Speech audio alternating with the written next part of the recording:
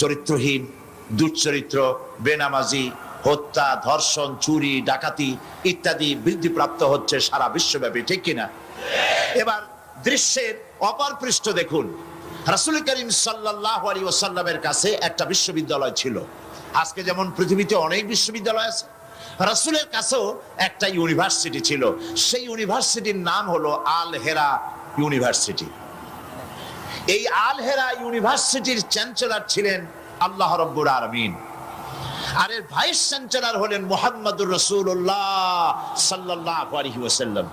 এই বিশ্ববিদ্যালয়ে যে সব ছাত্ররা তৈরি হয়েছিলেন, সেই সব ছাত্রদেরকে আপনারা কি চেনেন? সেসব ছাত্রদের নাম শুনুন।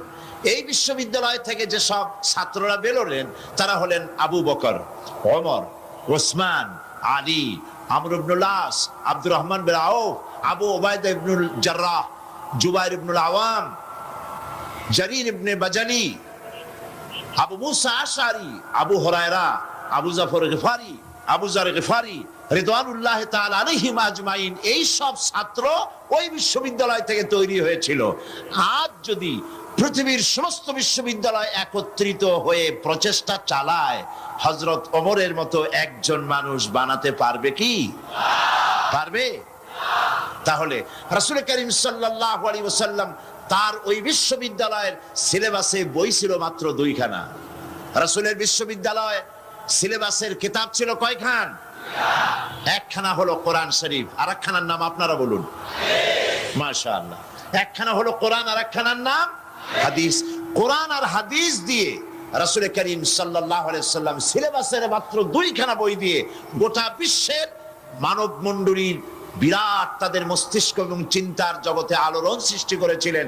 রাসূল যে সমাজ তৈরি করেছিলেন, ওই সমাজ পৃথিবীর মানুষের কাছে আর ফিরে আসে নাই। তবে হ্যাঁ, আসতে পারে, যেহেতু সিলেবাসের সে 2 খানা কিতাব আজও আছে। না নাই? রাসূলুল্লাহ বলেছেন, খায়রুল কুরুনি কারনি, সর্বশ্রেষ্ঠ যুগ হচ্ছে আমার যুগ। সর্বশ্রেষ্ঠ যুগ কার? রাসূলের যুগ। আমি আপনাদের সামনে কোরআনে কারীমের তাফসীর পেশ করব ইনশাআল্লাহ। বলি ইনশাআল্লাহ। আমি ভাবতেও পারি নাই পত্রপত্রিকা পড়ে যে কোরআন শরীফের তাফসীরের মাহফিল ঢাকাবাসীরা এবার শুনতে পারবে। কিন্তু মাবুদের দয়া, কোরআন শরীফ কার? কোরআন শরীফ কার? তিনি ইচ্ছে করেছেন শোনাবেন, তাই শুনবার পরিবেশ আল্লাহ নিজেই তৈরি করেছেন। সমস্ত প্রশংসা আমার রবের। জোরে কোন আলহামদুলিল্লাহ। আমি আপনাদেরকে তাফসীর শোনাবো ইনশাআল্লাহ। তবে সাংবাদিকরা চলে যাবেন, আমাদের প্রিয় সাংবাদিক বন্ধুগণ, ওনারা চলে যাবেন তাড়াতাড়ি করে, যেহেতু তাড়াতাড়ি ওনারা না গেলে পত্রিকায় জায়গা পায় না।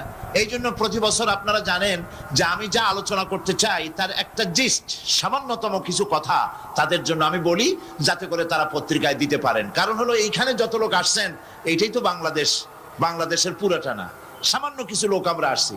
সারা দেশের মানুষ জানতে পারবেন ওনাদের মাধ্যমে, যদি ওনারা মেহেরবানি করে এটা পত্রিকায় হাইলাইট করেন, ঠিক কিনা বলেন? সেই জন্য আজকে আমি যে বিষয়ে আলোচনা করব তার একটা জিস্ট ওনাদেরকে দিচ্ছি, আপনারাও সেই ভাগে শুনে নেন। এবং এরপরেই আমি কোরআনে কারীমের তাফসীর শুরু করব। চিন্তা করেছি আমি আজকে সারাদিন যে কোন জায়গা থেকে শুরু করলে ভালো হয়। শেষ পর্যন্ত আমার খেয়াল এসেছে যে আমাদের মধ্যে ইমানের ঘাটতি পড়েছে। জাতির মধ্যে, জাতির ভিতরে সবচাইতে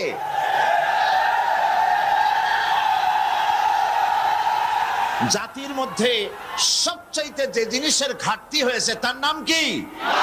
ঈমান। আমি আজকে ঈমানের ব্যাপারে কথা বলবো ইনশাআল্লাহ। সেটা কোন সূরা থেকে আমি শোনায় দেই। সূরা আস-সাফের 10 এবং 11 নম্বর আয়াত থেকে আমি তাফসীর শুরু করব ইনশাআল্লাহ। আল্লাহ যদ্দুর নেন, আজকে পারলে পুরোটা আজকে করব, না হয় কালকে করব, না হয় শেষ দিনে পুরোটা শেষ করে ফেলবো বিমাশিয়াতিল্লাহি তাআলা। আমি আল্লাহর কাছে সাহায্য চাই যে কথাগুলি পড়লে পরে এই সময় গোটা জাতির জন্য উপকার হবে, আমার জন্য, আমার দেশের জন্য, আমার জাতির জন্য, আমার মাজলুম জনতার জন্য যে কথাগুলি ফায়দা হবে, আল্লাহ পাক সেই কথাগুলি যেন বলার তৌফিক তারে গোলামকে এনায়েত করেন। কোরআনের কেউ যদি প্রশ্ন করে যে কোরআনের মূল টার্গেট কি, কি জিনিসের দাওয়াত মানুষের সামনে কোরআন পেশ করেছে, তাহলে বলতে হয় যে দাওয়াতটা দিয়েছে সর্বপ্রথম, সে দাওয়াতের নাম হচ্ছে ঈমান। সে দাওয়াতের নাম ঈমান। বিস্তারিত কথা আমি সামনে বলবো। তো আমি এখন যে জিস্ট সাংবাদিক ভাইদের জন্য বলতে চাই সেটা হলো এই, যে মোমেন ব্যক্তির নিকট ইসলামের সর্বপ্রথম দাবি হচ্ছে ঈমান। আর এই ঈমান আল্লাহ এবং তার রাসূলের পেশকৃত কতগুলি বিষয়ের প্রতি নিঃশর্ত বিশ্বাসের নাম হচ্ছে ঈমান। শুধু নামাজ, রোজা এবং ওমরা পালনের মাধ্যমে ঈমানের দাবি পূরণ হয় না। জীবনের সকল দিক এবং বিভাগে আল্লাহ এবং রাসূলের পূর্ণাঙ্গ নিঃশর্ত আনুগত্যই ঈমানের দাবি। এর বিপরীত আচরণের নাম মুনাফিকি বা কুফরি। আমাদের দেশে দুর্ভাগ্যজনকভাবে, অত্যন্ত দুর্ভাগ্যজনকভাবে রাষ্ট্রীয় পৃষ্ঠপোষকতায় ঈমানের বিপরীত কার্যক্রম শুরু হয়েছে। যেমন আগুনকে সম্মান প্রদর্শন করা, ভাস্কর্যের নামে যত্রতত্র মূর্তি নির্মাণ করা, মানুষের প্রতিকৃতি ছবি স্থাপন এবং তাতে মাল্যদান করে মাথা নিচু করে সম্মান প্রদর্শন করা, কপালে তিলক পরা, হিন্দুয়ানি কায়দায় বর্ষবরণ করা, বসন্ত মেলা, পৌষ মেলা, ভালোবাসা দিবসের নামে বেহায়াপনা, মঙ্গল প্রদীপ জ্বালানো ইত্যাদি বাঙালি সংস্কৃতির নামে যা কিছুই করা হচ্ছে তার অধিকাংশই দ্বীন এবং ঈমানের সাথে আদৌ সঙ্গতিপূর্ণ নয়। আমরা লক্ষ্য করেছি দেশে যেটা হচ্ছে সেটা হচ্ছে হজ এবং উমরার নামে আমাদের নেতৃবৃন্দ এবং সরকারের উচ্চ পর্যায়ের ব্যক্তিবর্গ হজ এবং উমরার নামে মক্কা মদিনা গমন করেন, কিন্তু দাদা বাবুদেরকে খুশি করার জন্য গয়া, কাশী বা শান্তিনিকেতন থেকে সংস্কৃতি আমদানি করেন। এটা আর যাই হোক, এর নাম মুসলমানই নয়, এর নাম হচ্ছে সুস্পষ্ট মুনাফিকি। এখন অবস্থা দৃষ্টে যা আমরা দেখতে পাচ্ছি তা হলো এই, ধর্মনিরপেক্ষতার নামে ইসলামের ইতিহাস, ঐতিহ্য, সংস্কৃতি চিরতরে মুছে ফেলার জন্য মারাত্মক ষড়যন্ত্র চলছে। আরেকটি বিষয় হলো, দেশে জনগণের নিকট তাওহীদের ধারণা স্পষ্ট না থাকার কারণে শিরক আর বেদাত মারাত্মক আকার ধারণ করেছে। সওয়াবের নিয়তেই লোকেরা অজ্ঞতাবশত শিরক করছে, পীর পূজা, মাজার পূজা, আস্তানা পূজা করে মানুষ তাদের ঈমান নষ্ট করছে। অন্যদিকে সাধারণ মানুষের অজ্ঞতার সুযোগ নিয়ে স্বার্থান্বেষী মতলববাজ কিছু লোক নিজেদেরকে অলি সম্রাট, সুফি সম্রাট, খুসনাক সম্রাট ইত্যাদি দাবি করে ইসলামের বিকৃত ব্যাখ্যা দিয়ে জনগণকে বিভ্রান্ত করছে।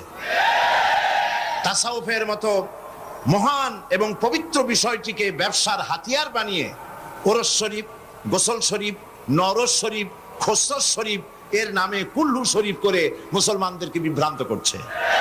এমত অবস্থায় প্রত্যেক মুসলমান নরনারীকে ইসলামের সর্বপ্রধান এবং সর্বপ্রথম দাবি ঈমানকে কোরআন এবং হাদিসের আলোকে বুঝে নিতে হবে এবং এর দাবি পঙ্খনাপঙ্খ রূপে মুসলমানদের মেনে চলতে হবে। এই হলো আজকের বক্তৃতার সারাংশ আমি সাংবাদিক ভাইদের জন্য তুলে ধরলাম।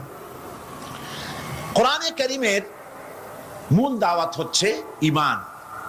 সেই কথাটি কোরআনে কারীম থেকে আল্লাহ পাক বলছেন। আমরা চাই পৃথিবীতে শান্তি চাই আর আখিরাতে মুক্তি চাই। কয়টা জিনিস চাই আমরা? বলুন, কয়টি জিনিস চাই? দুটি জিনিস। একটা চাই পৃথিবীতে শান্তি আর আখিরাতে মুক্তি। এই তিনটি জিনিস আমরা দাবি করি বা চাই। এখন এই শান্তি, দুনিয়ার শান্তি এবং আখিরাতের মুক্তি কিভাবে হবে সেজন্য আল্লাহ পাক বলছেন, ইয়া আইয়ুহাল্লাযীনা আমানু হাল আদুল্লুকুম আলা তিজারাতিন তুনজিকুম মিন আযাবিন আলীম তু'মিনুনা বিল্লাহি ওয়া রাসূলিহি ওয়া তুজাহিদুনা ফি সাবিলিল্লাহ وتجاهدون في سبيل الله بأموالكم وأنفسكم যালিকুম খায়রুল লাকুম ইন কুনতুম তা'লামুন। সাদাকাল্লাহুল আযীম। আল্লাহ পাক বলছেন সূরা আস-সাফ, হে বিশ্বাসীরা, তোমরা যারা ঈমান এনেছো শোনো, আমি কি তোমাদেরকে এমন একটা ব্যবসার কথা বলবো না যে ব্যবসায় তোমাদেরকে জাহান্নামের কঠিন পীড়াদায়ক শাস্তি থেকে রক্ষা করবে? এমন একটি ব্যবসার কথা আমি কি তোমাদেরকে বলবো না? তার মানে হচ্ছে অবশ্যই আমি তোমাদেরকে এরকম একটি ব্যবসার কথা বলবো। সুবহানাল্লাহ বলেন। কিভাবে চললে পরে জাহান্নাম থেকে মুক্তি পাওয়া যাবে সে কথাটি আল্লাহ পাক গোপন রাখেননি, ওপেন সিক্রেট। তিনি তো বান্দাদেরকে এজন্য সৃষ্টি করেন নাই যে বান্দাগুলি তিনি সব জাহান্নামে দিবেন। তিনি তৈরি করেছেন মানুষকে হেদায়েত যেন তারা পায়, সেই জন্য আল্লাহ পাক তাকে জ্ঞান দিয়েছেন, নবী দিয়েছেন, কিতাব দিয়েছেন। আল্লাহ পাক বলছেন আমি অবশ্যই এমন একটা ব্যবসার কথা তোমাদেরকে বলবো। সেই ব্যবসাটা কি? تؤمنون بالله ورسوله وتجاهدون في سبيل الله بأموالكم وأنفسكم ذلكم خير لكم إن كنتم تعلمون।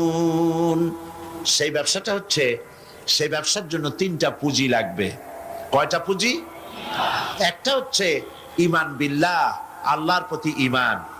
আরেকটা হচ্ছে রাসূলের প্রতি ঈমান। আরেকটা হচ্ছে আল্লাহর রাস্তায় জিহাদ করা, মাল দিয়ে আর জান দিয়ে। এই তিনটি জিনিস। ঈমান আনা ফরজ। ঈমান আনা কি? আল্লাহর প্রতি ঈমান আনা কি? রাসূলের প্রতি ঈমান আনা কি? এবং আল্লাহ রাসূলের আইন প্রতিষ্ঠার জন্য জিহাদ করা কি? তিনটি জিনিসকে আল্লাহ পাক ফরজ করে দিয়েছেন। কে ফরজ করেছেন? আসুন ধীরে ধীরে আমরা এই তিনটি বিষয় আলোচনা করি। ব্যবসার কথাটা আল্লাহ বললেন কেন? ব্যবসার কথাটা এই জন্য বলেছেন, এর মধ্যে দুটি কারণ আছে। একটা কারণ হলো এই যে মানুষেরা ব্যবসাটা বোঝে খুব ভালো, ব্যবসার দিকে মানুষের মনটা খুব আকৃষ্ট থাকে। অল্প কাজ করে যদি বেশি মুনাফা পাওয়া যায়, মিনিমাম লেবার ম্যাক্সিমাম প্রফিট, মানুষ দেখবেন লাফায় পড়বে সেই কাজের জন্য। মাওলানা এহতেশামুল হক থানভী রহমতুল্লাহ আলাইহি তার এক ওয়াজের মধ্যে বলেছেন, আমি শুনেছিলাম, তিনি বলেছেন কিয়ামতের দিন, এটা রূপক কথা, কোরআন হাদিস নয়। কিয়ামতের দিন এক ব্যক্তিকে উপস্থিত করা হবে, তাকে ফেরেশতারা জিজ্ঞেস করবে যে আল্লাহর বান্দা, তোমার তো নেক এবং পুণ্য, পুণ্য এবং পাপ, নেক এবং বদ, দুটি জিনিসই সমান সমান। এখন বলো তুমি কোথায় যাবা? তুমি কি বেহেশতে যাবা না তুমি দোজখে যাবা? লোকটি বলছে, সে লোকটি ছিল খুব বড় ব্যবসায়ী, সে বলছে ফেরেশতা ভাই, আমি দোজখও চিনি না বেহেশতও চিনি না, যেখানে গেলে আমার 2 পয়সা লাভ হবে সেইখানে আমি তোমায় আমারে পাঠাও। এর দ্বারা বোঝা যায় যে মানুষেরা ব্যবসার দিকে খুব বেশি আকৃষ্ট থাকে। যদি লস হয় দারুণভাবে মন খারাপ করে, একেবারে যায় যায় অবস্থা হয়ে যায়। এই জন্য ব্যবসার কথা আল্লাহ তুলে ধরলেন যাতে করে মানুষের মনটা ব্যবসার কথা শুনে আকৃষ্ট হয়। এ হলো এক। 2 নম্বরে, ব্যবসা করতে শুধুমাত্র পুঁজি লাগে না, আরো অনেক কিছু লাগে। শুধু পুঁজি হলে কি ব্যবসা হয়? যদি শুধু পুঁজিতে ব্যবসা হয় তাহলে আপনারা চেষ্টা করেন না। 10 লাখ টাকা নিয়ে নামেন, ব্যবসা সম্পর্কে কোনো জ্ঞান নাই, ব্যবসার কিছু জিনিসপত্র কিনে নিয়ে 10 লাখ টাকা বা 20 লাখ টাকার পুঁজি নিয়ে বসেন, 1 মাসও লাগবে না আপনার দোকানে লাল বাতি কয়েকটা জ্বলার জন্য, ঠিক কিনা?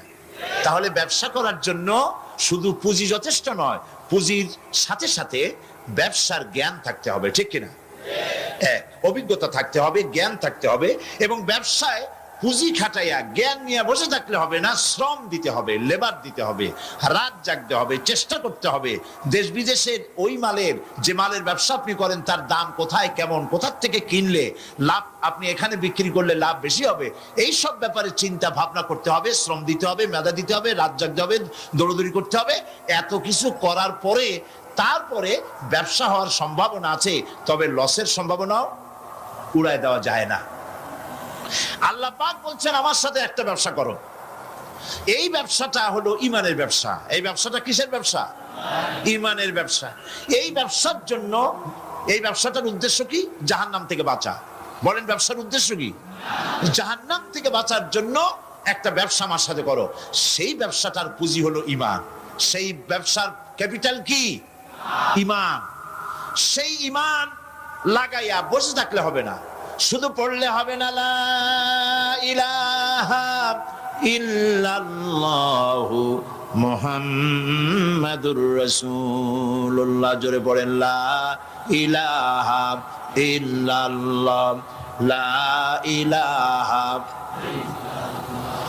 লা ইলাহা ইল্লাল্লাহ, লা ইলাহা। অল্প দিবা। লা ইলাহা ইল্লাল্লাহু মুহাম্মাদুর রাসূলুল্লাহ।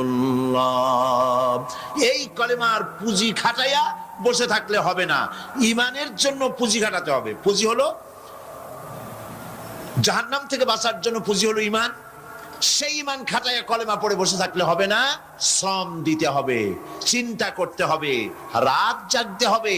যার উপরে ঈমান এনেছেন তার উপরে ঈমান আনার কারণে যদি অত্যাচার আসে সহ্য করতে হবে, বরদাস্ত করতে হবে। এরকম নয় ঈমান এনেছি এই কথা বলবেন আহাসিবান নাসু আন ইউতরাকু আন ইয়াকুলু আমান্না ওয়া হুম লা ইফতানুন। আল্লাহ রাব্বুল আলামিন বলেছেন, লোকেরা কি একথা ভেবেছে ঈমান এনেছি এই কথা বলার সঙ্গে সঙ্গে বিনা পরীক্ষায় আমি তাদেরকে জান্নাত দেব, এটা কি মনে করেছে, মনে করে নিয়েছে নাকি? ওয়া হুম লা ইফতানুন। তাদেরকে পরীক্ষা করা হবে না? অবশ্যই পরীক্ষা করা হবে। শুধু ঈমান এনেছে এই পুঁজি খাটালে হবে না, পরীক্ষা দিতে হবে, কষ্ট করতে হবে, মার খাইতে হবে, জেলে যেতে হবে, পরিশ্রম করতে হবে। এই ময়দানই হচ্ছে উত্তপ্ত ময়দান। এই ময়দান কি ময়দান? এইটা কুসুমাস্তীর্ণ নয়, এটা কণ্টকাকীর্ণ ময়দান। সুতরাং আল্লাহ পাক বলছেন পরীক্ষা দিতে হবে। এই ঈমান আনলে পরে ঈমানের পুঁজি খাটায়া, তুমি যেমন ব্যবসার পুঁজি দিয়া চুপ করে বসে থাকলে যেমন ব্যবসা হয় না, এখানেও ব্যবসা হবে না কলেমা পড়িয়া। শুধু কলেমা পড়তে হবে, বিশ্বাস করতে হবে, এটার জন্য কাজ করতে হবে এবং কালেমা ভিত্তিক শাসন প্রতিষ্ঠার জন্য আন্দোলন করতে হবে, ময়দানে থাকতে হবে। আর এই কাজগুলি করলে পরে তখন আল্লাহ রাব্বুল আলামিন রাজি হবেন, খুশি হবেন, এর পূর্বে নয়। তবে দুনিয়ার ব্যবসা করতে গেলে সেই ব্যবসায় লাভও আছে, নোকসানও আছে। আল্লাহ রাব্বুল আলামিন বলেন, আমার সঙ্গে যে ব্যবসাটা করবে ওই ব্যবসাটা হচ্ছে তিজারাতান লান তাবুর। আমার সাথে যে ব্যবসা করবে এই ব্যবসায় নোকসানের কোনো সম্ভাবনা নাই, কোনো লস নাই। বাঁচলেও লাভ, জেলে গেলেও লাভ, ফাঁসির মঞ্চে চললেও লাভ, মরে গেলেও লাভ, মার খাইলেও লাভ। এটা সব জায়গায় লাভ আর লাভ। সুবহানাল্লাহ বলতে ইচ্ছে করে না? কারণ তুমি মার খাচ্ছ কার জন্যে? জেলে যাচ্ছ, যা হবে সবটাই আমার আল্লাহর ফয়সালা। কার ফয়সালা? সুতরাং আল্লাহ পাকের উপরে ঈমানটা আনতে হলে 4টি শর্ত লাগবে। আমি আশা করি এই কথাগুলি, আমি আল্লাহর সাহায্য চাচ্ছি, আল্লাহ যেন বলার তৌফিক দেন এবং আমাদের বোঝার তৌফিক দেন। একটা হচ্ছে আল্লাহর উপরে ঈমান এনেছে এই কথাটা বললেই হবে না, ঈমান এনেছি 4টি শর্ত লাগবে। প্রথম হচ্ছে আল্লাহ আছেন, এটা স্বীকার করতে হবে, বিশ্বাস করতে হবে। 2 নম্বরে আল্লাহর গুণাবলী সহ আল্লাহকে বিশ্বাস করতে হবে। 3 নম্বরে আল্লাহর ক্ষমতাটাকে স্বীকার এবং বিশ্বাস করতে হবে। 4 নম্বরে আল্লাহ পাকের আদেশ এবং নিষেধ এর উপরে বিশ্বাস করতে হবে। আসুন একটা একটা করে আলোচনা করি। 1 নম্বরে আল্লাহ আছেন। আমার মনে হয় এই ব্যাপারে বক্তৃতা করার কোনো দরকার নাই, কারণ আল্লাহ নাই এই চিন্তা যারা করে তাদের এই মাহফিলে এসে বসার কোনো জরুরত নেই, ঠিক কিনা? তা আমি ধরে নিতে পারি যে যারা আসছেন, বসে আছেন, দাঁড়ায় আছেন, সব আল্লাহরে বিশ্বাস করে। সুবহানাল্লাহ। আল্লাহ ছিলেন, আছেন, থাকবে। যারা বিশ্বাস করে না এগুলো পোড়া কপাল, ঠিক কিনা? এই পোড়া কপালিয়া। তবে আমি যতদূর লেখাপড়া করেছি, যদ্দূর আমি পড়াশোনা করেছি, তাতে আমি দেখেছি আল্লাহ সম্পর্কে সন্দেহ পোষণ কোনো কৃষক করে না, কোনো রিক্সাওয়ালা করে না, কোনো কুলি মজুর করে না, কোনো চিনেবাদাম বিক্রেতা করে না, কোনো মাঝিরা, নৌকার মাঝিরা করে না, সাধারণ মানুষেরা করে না। আল্লাহর ব্যাপারে কোনো সন্দেহ পোষণ করে না। সন্দেহ পোষণ করে কারা? বুদ্ধির ঠেলায় মাথায় চুল নাই যাদের। ওই কয়েকটা পাতা ইংরেজি বই পড়ছে, আরে থামো, ওই আরে নাইছো না, থামো। তো কথা হচ্ছে যে ইউনিভার্সিটিতে কয়েকদিন ঘোরাফেরা করছে, শান্তিনিকেতন থেকে ফায়েজ ও বারাকাত লাভ করেছেন। এরপরে বলছে কয় সব বুঝেছি। লোকেরা জিজ্ঞেস করে, বাবাজি কি বুঝেছো? কয় যে দেয়ার ইজ নো গড। ওর বাপের মাথা বুঝছে, আল্লাহ বলতে কেউ নাই, লেখাপড়া করে এইটা বুঝছে। হায় রে কপাল পোড়া। একজন কৃষক একজন ছাগলের রাখালকে আরব দেশে জিজ্ঞেস করা হয়েছিল, আল্লাহ যে আছে এর কোনো প্রমাণ তুমি কি দিতে পারবা? তুমি কি প্রথমে বলো আল্লাহ আছে, তুমি কি বিশ্বাস করো? অবশ্যই করি। কয় আল্লাহ আছে, এর কোনো প্রমাণ আছে তোমার কাছে? কয় কোনো প্রমাণ নাই, তবে আমি বুঝি আল্লাহ আছে। বলে কেমনে? কয় যে আমি তো ছাগলের রাখাল, আমি তো লেখাপড়া করিনি, আমি দার্শনিকও না, বিজ্ঞানীও না, কিছু না, ছাগল পালি। আমি চিন্তা করি ছাগলে খায় ঘাস আর পায়খানা করে কতগুলো ক্যাপসুলের মতো ট্যাবলেট। আল্লাহ যদি না থাকবে এগুলো হয় কেমনে? ওর মাথা যেমন ও বুঝছেও তেমন। কথা বুঝতে পেরেছেন? ছাগলের রাখাল ছাগলের পায়খানা দেখা ওর মনেও চিন্তা আসে, নিশ্চয়ই কেউ পরিকল্পনা করে এরকম করে। কিন্তু ইউনিভার্সিটিতে কিছু সংখ্যক শিক্ষক আছেন জনগণের 12 কোটি মুসলমানের পয়সা দিয়া বেতন খায় আর বলে আল্লাহ নাই। একজন তো এই কথা কয়ে মরিয়ে গেছে। মরার সময় বেচারা বুঝতে পারছে যে কবরে গেলে দশাটা কি হবে, সেই জন্য কবরে যাব না। বলে দিল আমার দাফন করবে না, কাফন দিবা না, জানাজা দিবা না, এমনি নিয়া ফেলাইতো। তারপরে কি বলে মেডিকেল কলেজে দিয়ে দিও, ছেলেরা আমাকে অপারেশন করিয়া কাটাছেড়া করিয়া অপারেশন শিখবে। তার ওসিয়ত অনুযায়ী কাজ হয়েছে। এত বড় বুদ্ধিজীবী, তো তার ওসিয়ত তো শোনাই লাগে। ওর কাফনও হয় নাই, দাফনও হয় নাই, গোসলও হয় নাই, কপালে নাই, কি হবে? তারপরে থুইছে বার্ডেমের মধ্যে। কিছুদিন পর তাকে পাঠানো হয়েছে মেডিকেল কলেজে।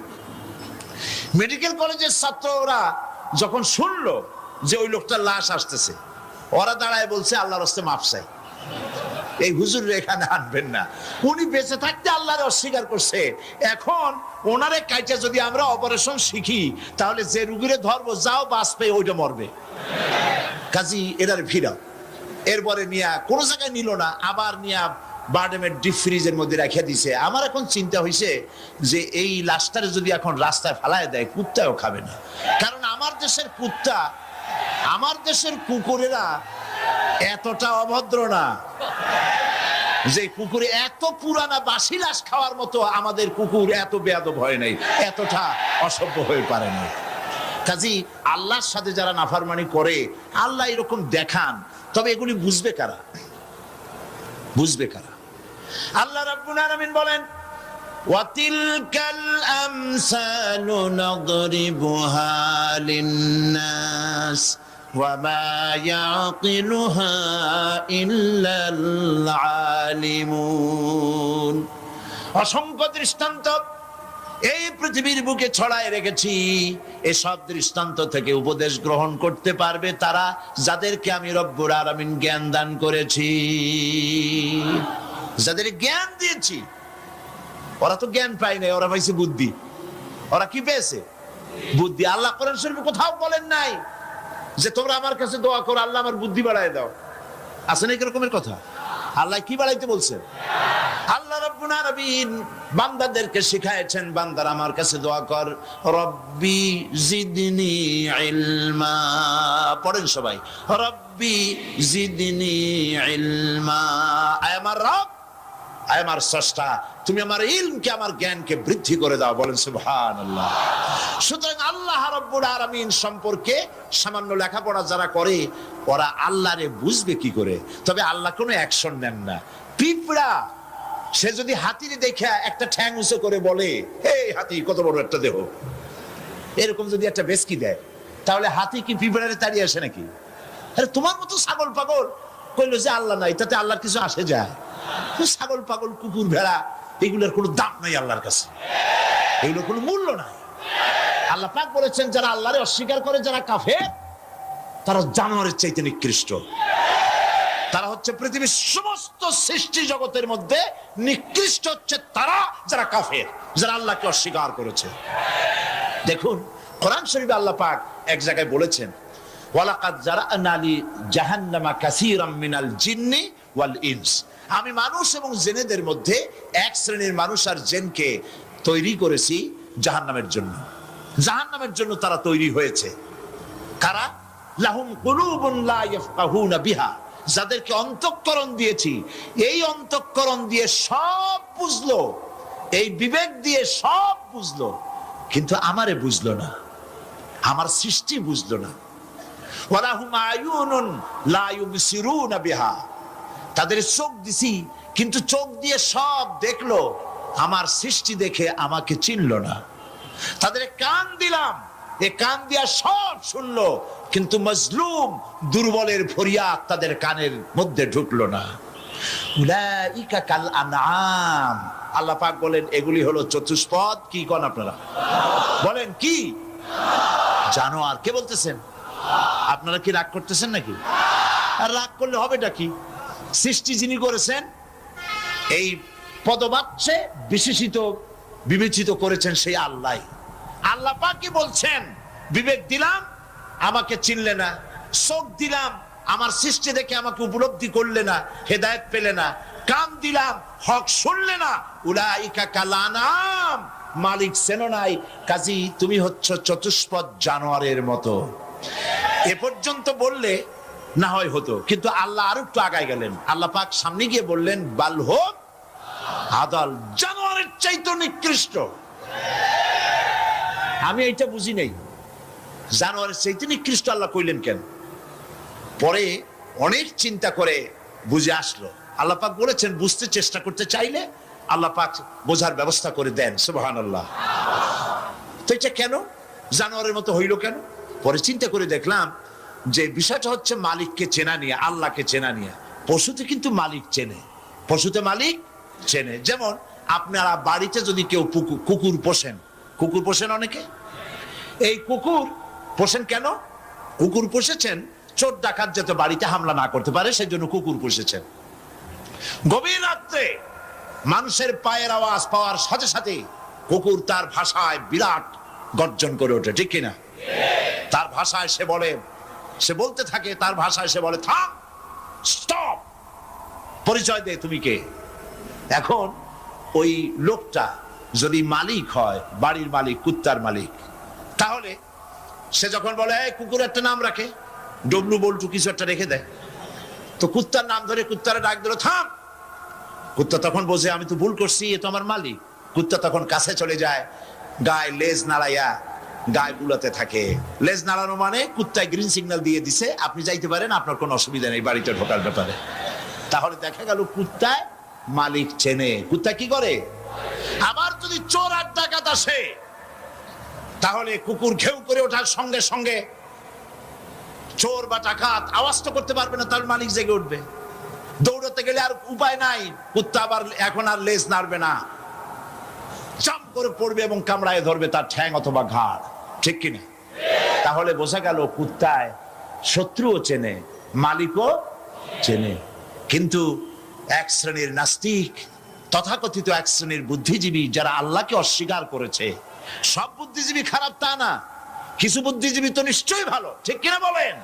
কিন্তু এক শ্রেণীর আছে যারা আল্লাহরে চেনে নাই, ওরা কিন্তু বাড়ির ওই গৃহপালিত ওই পশুর চাইতেও খারাপ, নিকৃষ্ট, বাল হোক আদাল, জানোয়ারের চাইতেও নিকৃষ্ট। মালিককে চিনতে হবে। সেই মালিককে চেনার জন্য আল্লাহ রাব্বুল আলামিন কোরআনে কারীমের ভিতরে এই সূরাটির মধ্যে আল্লাহ পাক বলছেন আমার সাথে ব্যবসা করতে হবে, এবং প্রথম কাজ হচ্ছে আমাকে চেনা, আল্লাহকে চিনতে হবে। আল্লাহ আছেন তা বিশ্বাস করতে হবে। একটি কথার ভেতরে, একটি ছোট্ট সূরার মধ্যে আল্লাহ পাক বিষয়টি ক্লিয়ার করেছেন। আল্লাহ পাক বলেছেন কুল হুয়াল্লাহু আহাদ। সূরাটি মুখস্থ আছে কিনা? পড়েন সবাই আমার সাথে গলা ছেড়ে দিয়ে পুরুষের মতো, কুল হুয়াল্লাহু আহাদ আল্লাহুস সামাদ লাম ইয়ালিদ ওয়া লাম ইউলাদ ওয়া লাম ইয়াকুন লাহু কুফুয়ান আহাদ। আল্লাহ পাক বলেন, বলো হে নবী আপনি বলুন, আল্লাহ এক এবং একক, তিনি বেনিয়াস, কারো মুখাপেক্ষী তিনি নন, তিনি কাউকে জন্ম দেন নাই, তাকেও কেউ জন্ম দেয় নাই। আকাশ আর জমিনে আল্লাহ পাকের সমকক্ষ কেউ নাই। সুবহানাল্লাহ। এ হচ্ছে আমার আল্লাহ, এ হচ্ছে আমার আল্লাহ। কাউকে জন্ম দেন নাই, তিনিও কারো জন্মে হন নাই, তিনি কারো মুখাপেক্ষী নন, আকাশ আর জমিনে তার সমকক্ষ কেউ নাই। সুতরাং এই হচ্ছে আল্লাহ পাক, তার জাতকে, তার অস্তিত্বকে মানতে হবে, স্বীকার করতে হবে। এটা গেল 1 নম্বর। 2 নম্বরের কথা হচ্ছে, যেহেতু ইমানের উপরে আমি ব্যাপক কথা আলোচনা করতে চাই ইনশাআল্লাহ, সেই জন্য খুব বেশি ব্যাখ্যা দিচ্ছি না। 2 নম্বরে হচ্ছে, আমি বলছিলাম কয়টা শর্ত? 4টে। 1 নম্বর কি? আল্লাহর অস্তিত্ব। 2 নম্বরে হচ্ছে আল্লাহর গুণাবলী, গুণাবলীকে স্বীকার করা। পানিকে বিশ্বাস করতে হবে, পানি ডুবাই দিতে পারে, ভিজাইতে পারে, পানির এই ধর্ম সহকারে, এই শক্তি সহকারে পানিকে বিশ্বাস করতে হবে। পয়জনকে বিশ্বাস করতে হবে, তাকে পান করলে আমি মরে যেতে পারি, সাপে দংশন করলে মরে যেতে পারি, সাপকে এভাবে বিশ্বাস করতে হবে। বাঘকে বিশ্বাস করতে পারে, হতে হবে যে সে যে কোনো মুহূর্তে আমাকে হামলা করতে পারে। প্রত্যেক জিনিসের শক্তি সহকারে, আগুন সে জ্বালাতে পারে, পোড়াতে পারে, এই শক্তি সহকারে বিশ্বাস করতে হবে। আল্লাহরে বিশ্বাস করবেন কিভাবে? আল্লাহর গুণাবলী সহকারে। বলেন, আল্লাহকে বিশ্বাস করবেন কিভাবে? তার গুণাবলী সহকারে বিশ্বাস করতে হবে। শুধু যদি বলেন আল্লাহরে বিশ্বাস করি, হবে না, আল্লাহর গুণ সহকারে বিশ্বাস করতে হবে। 1 নম্বর গুণিত হচ্ছে আল্লাহ হচ্ছেন খালিক, তিনি হচ্ছেন স্রষ্টা। আল্লাহকে আমার স্রষ্টা, আমার রব, গোটা বিশ্বের রব, বিশাল আকাশের মালিক, জমিনের মালিক, বিস্তীর্ণ এই পৃথিবীর মালিক, সব কিছুর একচ্ছত্র মালিককে, আল্লাহ পাককে স্রষ্টা হিসেবে মানতে হবে। তিনি সৃষ্টি করেছেন, তিনি রব, তিনি সৃষ্টি করেন, তিনি প্রতিপালন করেন, তিনি পূর্ণতায় পৌঁছে দেন, এই হিসাবে তিনি তাকে বিশ্বাস করতে হবে। গোটা সৃষ্টিকে প্রতিপালন করার জন্য পানি দরকার। এই পানির বন্দোবস্ত কে করেছেন? বলেন, কে করেছেন? এই পৃথিবীর 4 ভাগের 3 ভাগ কি? বলেন কি? পানি। আর 1 ভাগ স্থল। এই অতিরিক্ত পানি যে আল্লাহ বানালেন, 3 ভাগ পানি, 1 ভাগ স্থল। এ পানি কি খামোখা বানিয়েছেন? না, এই পৃথিবীকে বাঁচায় রাখার জন্যই আল্লাহ পাক পানি বানায় রেখেছেন, অতিরিক্ত পানি বানাইছেন। আবার ওই পানি সব জায়গায় পৌঁছতে পারবে না বলে আল্লাহ বিরাট জলাধার বানিয়েছেন, সমুদ্র, মহাসমুদ্র, বিরাট বিরাট দরিয়া। এতে পানি সব জায়গায় পৌঁছবে না বলে আল্লাহ পাক আবার খাল বানিয়েছেন, নদী বানিয়েছেন, বিল বানিয়েছেন, হাওর বানিয়েছেন। পানি মাটির পরতে পরতে আল্লাহ পাক পানি রেখে দিয়েছেন। সুবহানাল্লাহ। তারপরে এতেও হবে না, সেই জন্য আল্লাহ পাক আবার সমুদ্র থেকে পানিগুলি তুলে মেঘমালায় পরিণত করে বৃষ্টির আকারে ফোঁটা ফোঁটা পানি দিয়ে, কোথায় কোথায় শুকনা একটা বালুকণা আছে তাকেও খুঁজে বার করে পানি দিয়ে আল্লাহ পাক সিক্ত করে দেন, ভিজায় দেন। এ হচ্ছে আল্লাহ। তার এই প্রতিপালনের শক্তি সহকারে, গুণ সহকারে তাকে বিশ্বাস করতে হবে। সবকিছুর স্রষ্টা তিনি, মালিক তিনি। ওই আল্লাহ রাব্বুল আলামিন, তার গুণাবলী সহকারে বিশ্বাস করতে হবে। তার গুণ হচ্ছে তিনি খালিক, তিনি মালিক, তিনি রাজ্জাক। সকলের খাবার তিনি পৌঁছান, কারো খাবার তিনি, পৃথিবীতে যত প্রাণী তৈরি করেছেন সকলের খাবারও তিনি তৈরি করে দিয়েছেন। আল্লাহ পাক বলেছেন, ওয়া মা মিন দাব্বাতিন ফিল আরদি ইল্লা আলাল্লাহি রিজকুহা। পৃথিবীর ভিতরে এমন কোন প্রাণী নাই, এমন কোন জীব নাই যার রিস্কের দায়িত্ব আমি আল্লাহ গ্রহণ করি নাই। সুবহানাল্লাহ। সকল প্রাণী জগতের খাবার কে তৈরি করেছেন? খাবার পৌঁছাচ্ছেন কে? একটা দৃষ্টান্ত দেই, যেহেতু আজকে এই বিষয়ে আমি বলবো না, একটা দৃষ্টান্ত দেই বোঝার জন্য। আপনারা মুরগির ডিম দেখছেন নিশ্চয়ই, অন্যান্য পাখির ডিমও দেখেছেন। এই ডিমের ভিতর থেকে বাচ্চা হয় ডিমের কোন অংশ দিয়ে? ভেতরের কুসুমটা দিয়েই কি হয় বলেন? বাচ্চা হয়। বাচ্চা যখন ডিমের ভিতরে হলো তখন তার প্রাণ আসছে। এই প্রাণ আসার পর প্রাণ আসার সাথে সাথে বাচ্চার ক্ষুধার উদ্রেক হয়েছে। খাবেটা কি? ডিমের ভিতরে খাবার পৌঁছতে গেলে ডিম তো ফেটেই যাবে, বাচ্চা মরে যাবে। এখন খাবারটা দুনিয়ার কোন বিজ্ঞানী ডিমের পেটের মধ্যে, ডিমের মধ্যে বাচ্চাকে খাবার পৌঁছতে পারবে কি? তাহলে ওই ডিমের মধ্যে বাচ্চাটাকে খাবার কে দেন? কিভাবে দেন দেখছেন আপনারা? কুসুমের বাইরে যে সাদা অংশটা থাকে এটা হচ্ছে প্রোটিন, এটা হচ্ছে খাদ্য। যতদিন এই বাচ্চাটা কুসুমের ভিতর থেকে বাচ্চায় পরিণত হয়ে যতদিন ডিমের মধ্যে থাকা লাগবে, 18 দিন বা 19 দিন যতদিন থাকা লাগবে, ততদিনের খাদ্য ওর চতুর্পাশে রেখে দেওয়া হয়েছে। সবটুকুন খেয়ে খেয়ে যেদিন তার সবটা সাদা অংশ খাওয়া হয়ে গেল, তখন ঠোঁট দিয়ে পাতলা পর্দাকে ফাটায় দিয়া পৃথিবীর মাঝে বেরিয়ে আসে। এই বাচ্চাটির খাবার কে দিয়েছে? আল্লাহ পাক। সমস্ত প্রাণীর খাদ্য তিনি পৌঁছে দিয়েছেন, কোন জিনিস তিনি বাকি রাখেন নাই। আল্লাহকে বিশ্বাস করতে হবে, তিনি রাজ্জাক, তিনি খালেক, তিনি রব, তিনি স্রষ্টা। এই আল্লাহ পাকের যে 99টি নাম আছে, সমস্ত নাম হচ্ছে গুণবাচক নাম। এই গুণবাচক নাম দিয়ে তার গুণ সহকারে তাকে বিশ্বাস করতে হবে। গেল 2 নম্বর। কয়টা বলেছিলাম শর্ত?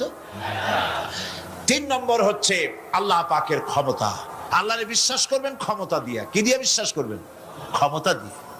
কি ক্ষমতা? আল্লাহ রাব্বুল আলামিন তার ক্ষমতা হচ্ছে দিনকে রাত বানাতে পারেন, রাতকে দিন বানাতে পারেন, সাগরকে নগর বানাতে পারেন, নগরকে সাগর বানায় দিতে পারেন, পথের মানুষ ধরে, রাস্তার মানুষ ধরে প্রেসিডেন্ট বানায় দিতে পারেন, আবার প্রয়োজনে ফাঁসির মঞ্চে চড়াই দিতে পারেন। আল্লাহ রাব্বুল আলামিন জিন্দাকে মৃত্যু করেন, মৃত্যুকে জিন্দা করেন। সবকিছুর ক্ষমতা।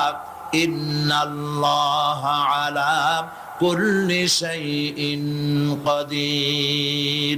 সমস্ত জিনিসের উপরে ক্ষমতা রাখেন কে? জোরে বলুন। সব জিনিসের উপরে প্রচন্ড ক্ষমতার মালিক। এই ক্ষমতা অ্যাপ্লাই করার জন্য আল্লাহ রাব্বুল আলামিনের কোনো বাটন টেপা লাগে না, সেনাবাহিনী ডাকার দরকার হয় না। শুধু বলেন 2টা অক্ষর। বলেন তো কি? মাশাআল্লাহ, আপনাদের ওয়াজ শুনাইয়া মজা আছে, কারণ আপনারা বোঝেন। শুধু 2টা অক্ষর, কোন হও, সাথে সাথে হয়ে যায়। এটা 2টা ব্যাখ্যা আছে। একটা হচ্ছে যেটা আল্লাহ পাক এখনই চান সেটা কোন বলার সাথে সাথে তখনই হয়।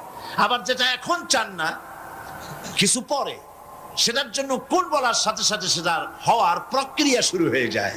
সুবহানাল্লাহ। দেখেন না, এই যে ভারতের আনজার, ভুজ, আহমেদাবাদ, এইখানে আল্লাহ অবিশ্বাসী লোক যারা, তারা বলে প্রকৃতির লীলা খেলা। তো প্রকৃতি এটা কি কোনো জানোয়ারের নাম যা আল্লাহর অবাধ্য? আল্লাহ যা বলে তা শোনে না? এক জায়গায় কাঁপাই দিয়ে সব ভেঙে চুরে শেষ করে দেয়, অথবা বন্যা হয়ে সব ডুবাই দেয়। প্রকৃতি কোনো জানোয়ারের নাম নয়। আল্লাহ পাক যখন যা ইচ্ছা করেন, ফাআলুল লিমা ইউরিদ, যা খুশি যা খুশি তাই করেন। আল্লাহর ইচ্ছে হয়েছে বলেছেন। সঙ্গে সঙ্গে এ পর্যন্ত খবর যা পাওয়া গেছে, মৃতের সংখ্যা 2 লাখের ওপরে।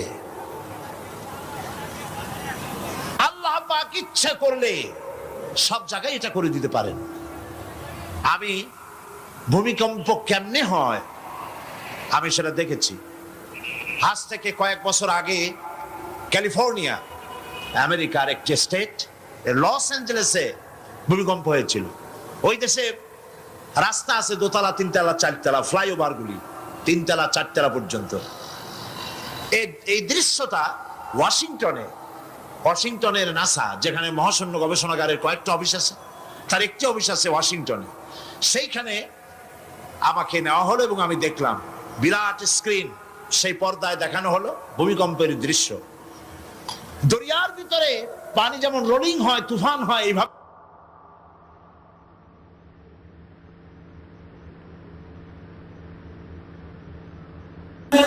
কোরআনে কারীমের মধ্যে আল্লাহ পাক এই পৃথিবীর বুকে যারা আরামের টাটকা সুখগুলি আরামগুলি যারা বর্জন করে আল্লাহ রাব্বুল আলামিনকে বিশ্বাস করে যারা জীবন পরিচালনা করেছে, আল্লাহ পাক তাদের জন্য জান্নাত রেখেছেন এবং তাদের জন্য বলছেন সাবিকু ইলা মাগফিরাতিম মির রাব্বিকুম ওয়া জান্নাতিন আরদুহা কাআরদিস সামাই ওয়াল আরদ উইদ্দাত লিল্লাযীনা আমানু বিল্লাহি ওয়া রাসূলিহি।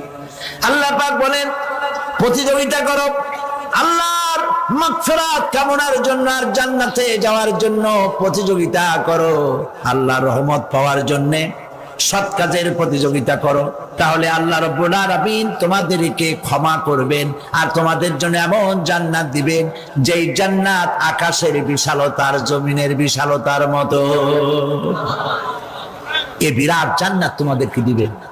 এই জান্নাত চিরস্থায়ী সুখ এবং শান্তি জায়গা হবে। মাসালুল জান্নাতিল্লাতী উইদাল মুত্তাকুন ফিহা আনহারুম মিন মাইন গায়রি আসিনিন ওয়া আনহারুম মিন লাবানিন লাম ইয়াতাগায়্যার তা'আমুহু। আল্লাহ পাক বলছেন জান্নাত আল্লাহ পাক ওয়াদা করেছেন মুত্তাকিদের জন্য। আল্লাহ পাক জান্নাত দিবেন যে জান্নাতের ভিতরে রয়েছে মধুর প্রস্রবণ, রয়েছে দুধের প্রস্রবণ, রয়েছে সেখানে স্বচ্ছ পানীয় পানির প্রস্রবণ রয়েছে। এই সুন্দর জান্নাত ঝর্ণা ধারা আল্লাহ পাক সৃষ্টি করেছেন, বাগ বাগিচা দিয়ে ভরে রেখেছেন জান্নাত। সেই জান্নাতে জান্নাত হবে এয়ার কন্ডিশন, রোদ্রের তাপ হবে না সেখানে, রোদ্রের খরতাপ হবে না সেখানে, ঠান্ডার প্রচন্ডতা থাকবে না। কিরকম হবে জায়গাটা?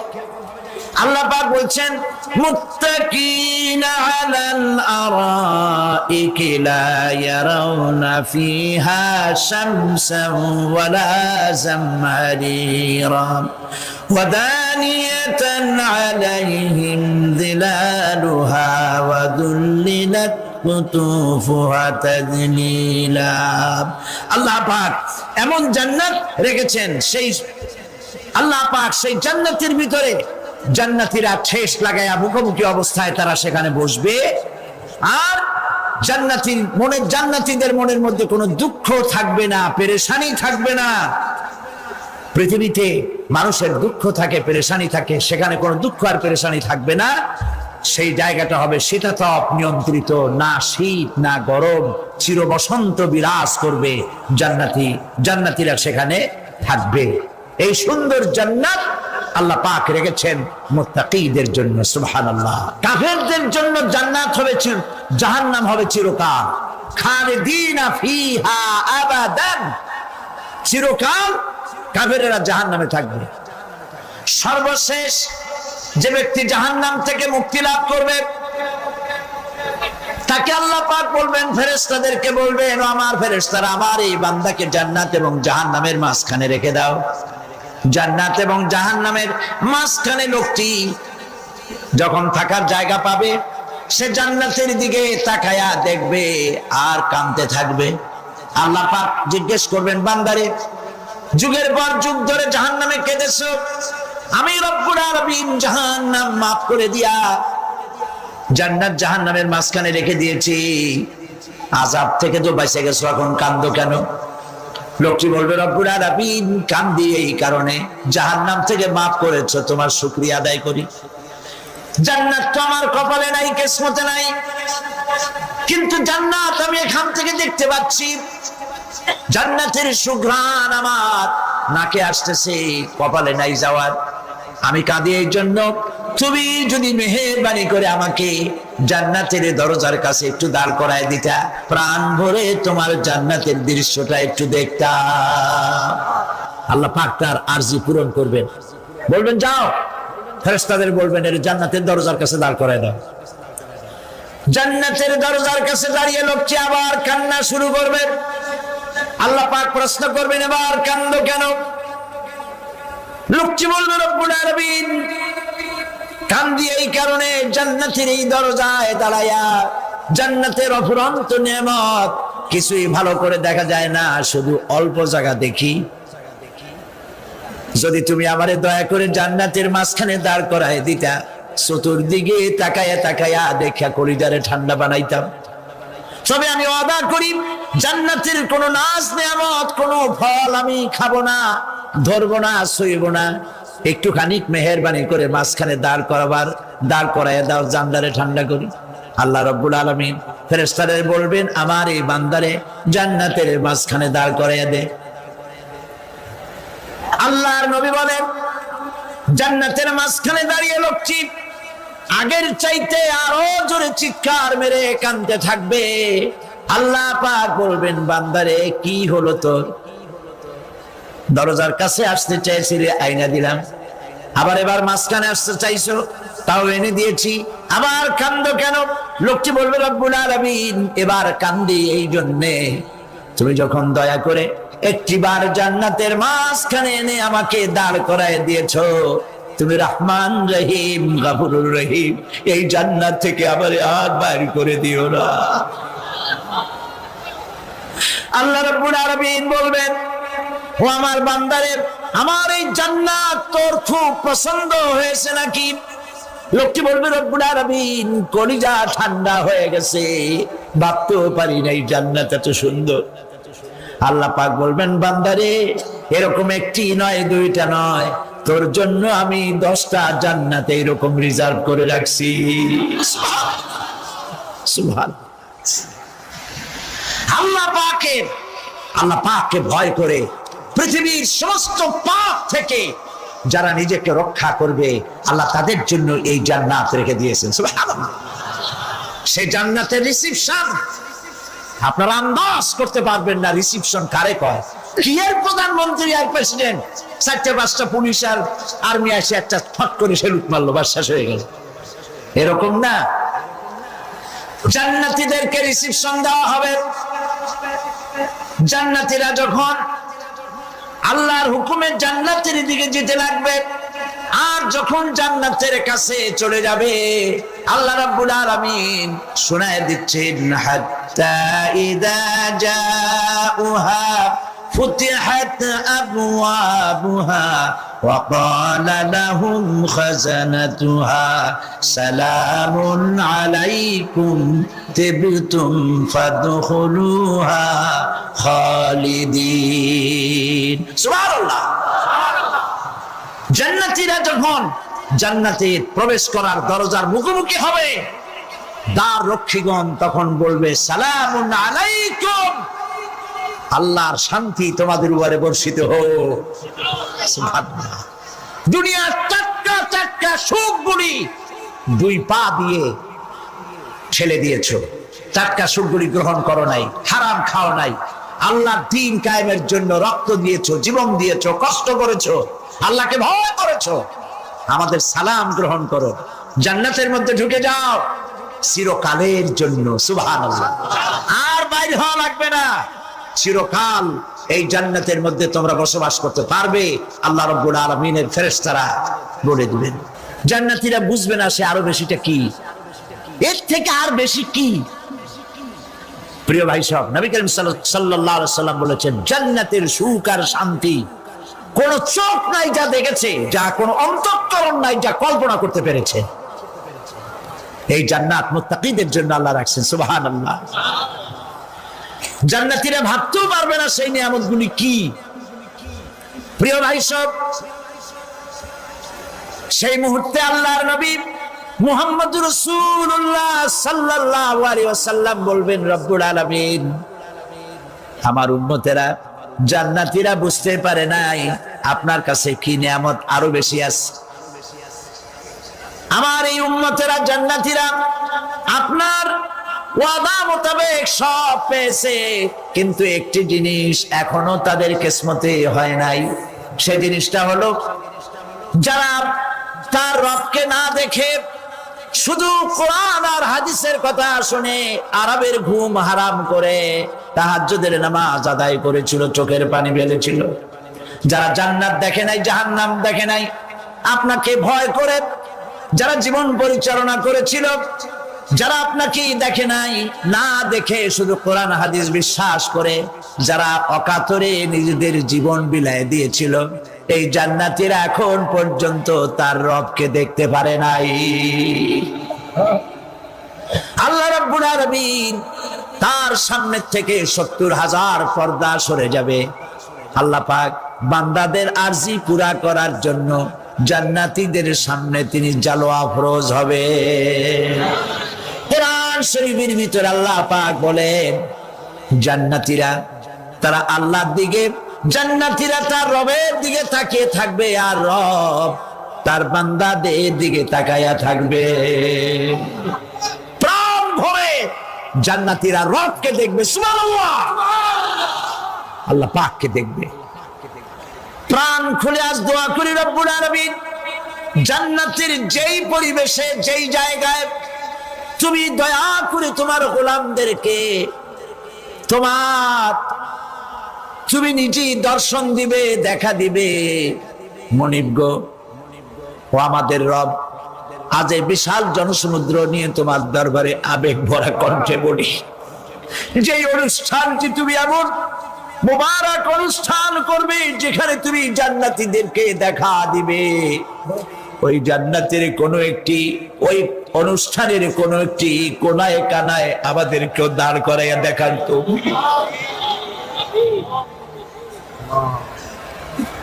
প্রিয় ভাই সব, আল্লাহ রাব্বুল আলামিন মানুষের সামনে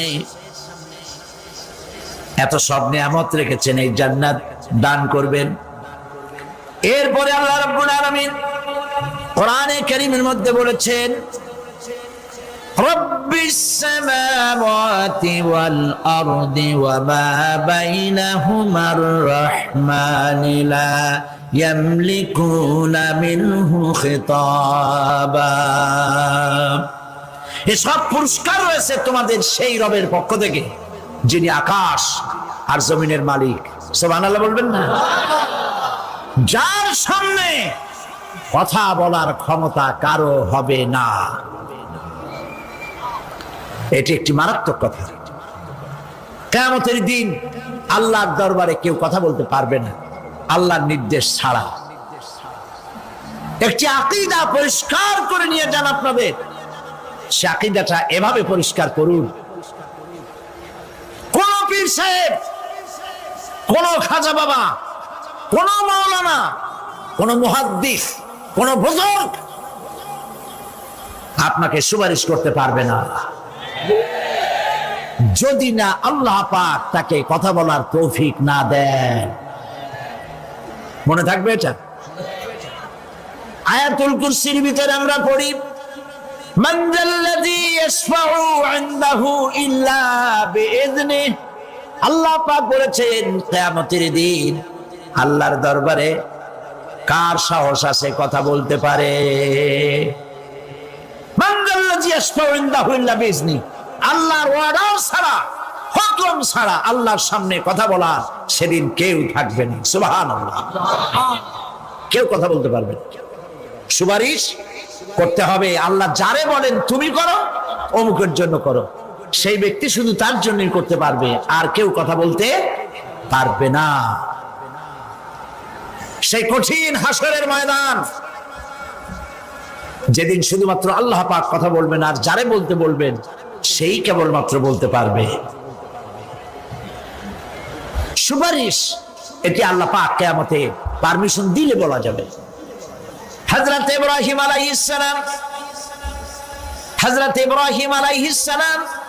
কিয়ামতের দিন তার নিজের পিতা সম্পর্কে সুপারিশ করবেন। রব্বুল আলামিন, আমার আব্বার জন্য সুপারিশ করতেছি, মেহেরবানি করে জাহান্নাম থেকে তারে আপনি রক্ষা করুন।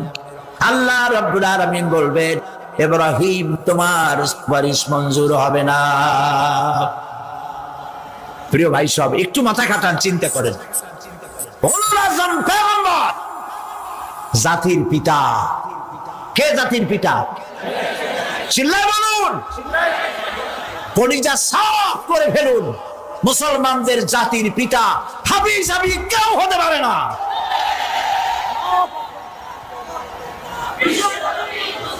মিল্লাতা আবিকুম ইব্রাহিম। ইব্রাহিম আলাইহিস সালাম এই মিল্লাতের পিতা। সুবহানাল্লাহ। হযরত ইব্রাহিম আলাইহিস সালাম কিয়ামতের দিন বলবেন, আল্লাহ আমার আব্বার জন্য সুপারিশ করছি। আল্লাহ পাক বলবেন মঞ্জুর হবে না।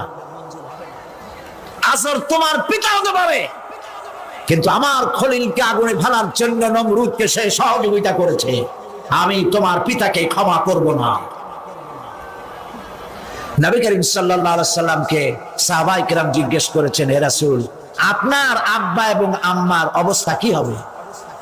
নবী করিম সাল্লাল্লাহু আলাইহি সাল্লাম কেঁদে ফেলেছেন, সাফ বলেছেন, আমি তাদের কোনো উপকারে আসব না।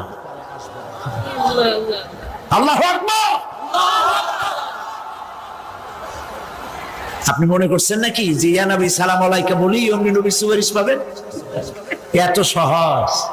কতগুলো রসগোল্লা খাইলেন আর বড় একটা মিছিল করলেন আর অমনি চলে যাবেন? পৃথিবীর সব মানুষ, সাহাবায়ে কেরাম বাদ দেন, পৃথিবীর সমস্ত মানুষ একত্রিত হয়ে আবু তালেব রাসূলুল্লাহকে যে ভালোবেসেছেন, ওর 1000 ভাগের 1 ভাগও সারা দুনিয়ার মানুষ রাসূলুল্লাহকেই ভালোবাসতে পারবে? পারবে?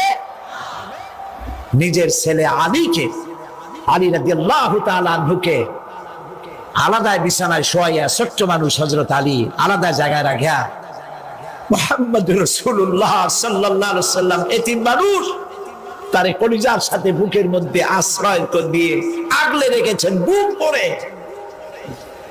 সেই আবু তালেব মৃত্যুর সময় নবী করিম সাল্লাল্লাহু আলাইহি ওয়াসাল্লাম বলেছিলেন, চাচা একটি বার আমার কানে তাওহীদের কালেমা শোনায় দেন। আবু তালেব তার কিসমতে ছিল না কালেমা। মরে যাওয়ার পর একজন সাহাবী বলেছিলেন, ইয়া রাসূলুল্লাহ, মৃত্যুর সময় আবু তালেবের মুখ আমি নড়তে দেখেছি, তিনি কালেমা পড়েছেন সম্ভবত। রাসূলুল্লাহ সাফ বলেছেন, আমি শুনি নাই। এত ভালোবাসার পরেও হাদিস শরীফে এসেছে আবু তালেব জাহান্নামে যাবে। কোথায় যাবে? জাহান্নামে। সবচাইতে কম আযাব হবে কার? আবু তালেবের। কম আযাবটা কি? হাদিস শরীফে এসেছে কম আযাব হলো জাহান্নামের আগুন দিয়ে এক জোড়া জুতা তৈরি করে আবু তালেবের পায়ে পরিয়ে দেওয়া হবে। সেই জাহান্নামের আগুনের তৈরি করা জুতার তাপে আবু তালেবের মাথার ঘিলুগুলো টকবক করে বউ পড়তে লাগবে। এত ভালোবেসে যদি কিয়ামতে উপায় না হয়, আপনি ইয়া নবী সালাম আলাইকা, ইয়া রাসূল সালাম আলাইকা আর কতগুলো জিলাপি খাইলেন, বড় একটা মিছিল করলেন। প্রিয় ভাই সব, এইসব বেদাত ছাড়ুন, এগুলি সুস্পষ্ট বিদআত। রাসূলুল্লাহকে ভালোবাসবেন, সাহাবীরা যেভাবে ভালোবেসেছেন ওইভাবে ভালোবাসবেন। আল্লাহ রাব্বুল আলামিন বলেন, যালিকাল ইয়াউমুল হক ফামান শাআ আত্তাখাযা ইলা রাব্বিহি মাআবা। এই দিনটি অবশ্যই আসবে, সেদিনটি নিশ্চিতভাবে আসবে। আর এখন যার ইচ্ছা সে তার রবের দিকে অগ্রসর হোক। ইন্না আনজারনাকুম আযাবান করিবান ইয়াওমা ইয়ানজুরুল মার'উ মা কদ্দামাত ইয়াদাহু ওয়া ইয়াকুলুল কাফিরু ইয়া লাইতানি কুনতু তুরাবা। ইন্না আনজারনাকুম আযাবান করিবা, খুব নিকটবর্তী একটি আযাব সম্পর্কে আমি তোমাদেরকে সতর্ক করে দিলাম। কে বলতেছে? আল্লাহ পাক। লক্ষ্য করুন আল্লাহ কি বলছেন, খুব নিকটবর্তী একটি কঠিন শাস্তি, আযাব অর্থাৎ কিয়ামত, এ সম্পর্কে আমি তোমাদেরকে সতর্ক করে দিলাম। ইয়াউমা ইয়ানজুরুল মার'উ মা কদ্দামাত ইয়াদা, সেদিন প্রত্যেকটি লোক যা সে পাঠিয়ে দিয়েছিল এখানে, অর্থাৎ যা করেছিল সেগুলি সে দেখতে পাবে। আর তখন ওয়ায়াকুলুল কাফিরু ইয়া লাইতানি কুনতু তুরাবা। সেই কিয়ামতের ময়দানে অবস্থা দেখে কাফেররা বলবে, আহারে মানুষ না হইয়া যদি মাটি হইয়া যেতাম। যদি মাটি হতাম, যদি মানুষ না হয়ে না জন্মতাম, আজ এই হাসরের ময়দানে এইখানে এই বিচারের মুখোমুখি হতাম না, মাটি হইলে বরং অনেক ভালো হতো। এই পৃথিবীতে আমরা এসেছি, চলে যাব, যাওয়ার আগে এই কোরআন একটি বিশাল জনগোষ্ঠী এমন বানাতে চেয়েছে, যে জনগোষ্ঠী এই কোরআন দিয়ে একটি বিশাল সমাজ গড়বে, রাষ্ট্র গড়বে, এমন রাষ্ট্র গড়বে যেই রাষ্ট্রে দুঃখ থাকবে না, অশান্তি থাকবে না, যেখানে সুখ থাকবে, সমৃদ্ধি থাকবে, আর কিয়ামতের দিন আল্লাহর জান্নাতে তারা চলে যাবে। তেমন একটি সমাজকে আমরা চাই। সবাই বলেন, সেরকম একটি সমাজকে আমরা চাই। প্রিয় ভাই সব, কিয়ামতের দিন আমরা যেতে চাই জান্নাতে। কোথায় যেতে চাই বলেন? জোরে বলেন। এই জান্নাতে যাওয়ার জন্য দুইটা কাজ করতে হবে। কয়টা কাজ? আল্লাহ রাব্বুল আলামিন বলেন, ফামান কানা ইয়ারজু লিকাআ রাব্বিহি ফালইআমাল আমালান সালিহান ওয়া লা ইউশরিক বিইবাদাতি রাব্বিহি আহাদা। আল্লাহ পাক বলেন, যে বাজারা আমার সঙ্গে দেখা করতে চায় কিয়ামতে, দুইটা কাজ করা লাগবে। বলেন কয়টা কাজ? একটা হলো নেক আমল। কি আমল বলেন? নেক আমল। নেক আমল কারে বলে? নেক আমল করতে হলে আবার দুইটা শর্ত লাগে। এক নম্বরে কাজটা করতে হবে আল্লাহরে খুশি করার জন্য। কারে খুশি করার জন্য? একটা মাদ্রাসা বানাইছি যাতে লোকেরা বলে যে বড় একটা মাদ্রাসা বানাইছে, এই জন্য মাদ্রাসা বানাবেন, মসজিদ বানাবেন, হসপিটাল বানাবেন, যা কিছু করেন নিয়ত হবে আল্লাহকে খুশি করা। নিয়ত হবে কারে খুশি করা? আল্লাহ পাককে খুশি করা। এই হলো নেক আমলের প্রথম শর্ত। কাজ হবে আল্লাহকে খুশি করার জন্য। দুই নম্বরে কাজটি হতে হবে সুন্নতে নববী সাল্লাল্লাহু আলাইহি ওয়াসাল্লামের উপরে। মনে থাকবে, দাড়ি রাখবো। কেন রাখবো? রাসূলের সুন্নাত। রাখবো কারে খুশি করার জন্য? আল্লাহ খুশি করার জন্য। রাখবো কার মতো? রবীন্দ্রনাথের মতো, কার্ল মার্কসের মতো, কবির মতো নয়। রাখতে হবে কার মতো? নবীর মতো। বুঝে নেন, কাজটা হতে হবে আল্লাহকে খুশি করার জন্য। দুই নম্বরে কাজটা হতে হবে সুন্নতে নববী সাল্লাল্লাহু আলাইহি ওয়াসাল্লামের উপরে হতে হবে। তাহলে এই হলো এক নম্বর। জান্নাতে যাওয়ার জন্য, আল্লাহর সাথে দেখা করার জন্য এক নম্বরের কাজ হলো নেক আমল। বলেন এক নম্বরের কাজ কি? দুই নম্বরের কাজ ওয়ালা ইউশরিক বিইবাদাতি রাব্বিহি আহাদা। আল্লাহ রাব্বুল আলামিনের ইবাদতের সাথে কাউকে শরীক স্থাপন করা যাবে না। আমরা যারা মুসলমান, অধিকাংশ মুসলমান শিরকের ভিতরে মুবতালা হয়ে আছে। বিশ্বাস করেন কিনা বলেন? কাফেরেরা তো মুশরিক আছে, ওরা তো মুশরিক আছেই, কিন্তু আমরা মুসলমানেরা আমাদের আমলের মধ্যে, আমাদের অজান্তে সবের নিয়তে অনেক শিরক আমরা করে বসি। নাউজুবিল্লাহ। বলেন নাউজুবিল্লাহ। এই জন্য আমি বারবার সতর্ক করি, নিজেকেও করি, আপনাদেরকেও করি। এই কারণে করি, শিরকের গুনাহ আল্লাহ মাফ করবেন না। ইন্না শিরকা লাযুলমুন আযীম। শিরক মস্ত বড় অপরাধ, জুলম, আল্লাহ মাফ করবেন না। আল্লাহর কাছে কান্দে কান্দে মাফ চাওয়া লাগবে যে আল্লাহ, শিরক থেকে আমাকে রক্ষা করো, বাঁচাও। অনেক গোপন শিরক আছে। মাজারে যান, পীর সাহেবের কাছে যান, মনে যদি নিয়ত থাকে উনি ফু দিলে আমি ভালো হবই, উনি তাবিজ দিলে আমার বাচ্চা হবেই, উনি আমারে দয়া করলেই আমার ব্যবসায় উন্নতি হবেই, এইটার নাম শিরক। এটার নাম কি?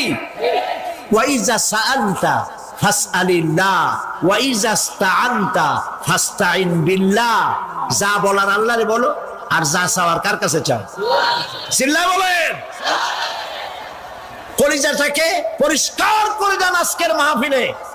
এই কলিজায় কারো প্রতি কোনো ভয় রাখবো না আল্লাহ ছাড়া। ভয় করবো কারে বলেন? মহব্বত আল্লাহ ছাড়া, এত বেশি মহব্বত আর কাউকে করব না। আল্লাহ তাআলা আমাদের কলিজায় তোমার ভয় এবং মহব্বত দিয়ে ভরে দাও, রাসূলের মহব্বত দিয়ে আমাদের দিলকে ভরে দাও। বিশ্বাস করুন ভাই সাহেব, কোরআন শরীফ আমার সামনে, বিশ্বাস করুন, দেশি পীর বিদেশি পীর, খাজা বাবা দেশি এবং বিদেশি, কেউ আপনার ভাগ্য বদলাই দিতে পারবে না। এই পিছনে দৌড়ায় দৌড়ায় কোনো লাভ নয়। এতক্ষণ মসজিদের ভেতরে বসে আল্লাহর কাছে কাঁদে,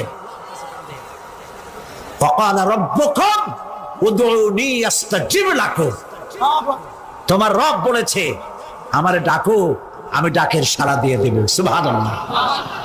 আর আল্লাহ বলেছেন আমার ইবাদতের সাথে কাউকে শরীক করবে না। খবরদার। আলাইসাল্লাহু বিকাফিন আবদা। আল্লাহ প্রশ্ন করছেন, আলাইসাল্লাহু বিকাফিন আবদা, আমি কি আমার বান্দার জন্য যথেষ্ট নই? চিল্লায় বলুন অবশ্যই যথেষ্ট। আবার বলেন অবশ্যই যথেষ্ট। কলিজা সাফ করে ফেলেন। সম্রাট শাহজাহান, দিল্লির সম্রাট, হাবিজাবি সম্রাট না, দিল্লির সম্রাট। এখন কোথায়? কবরে।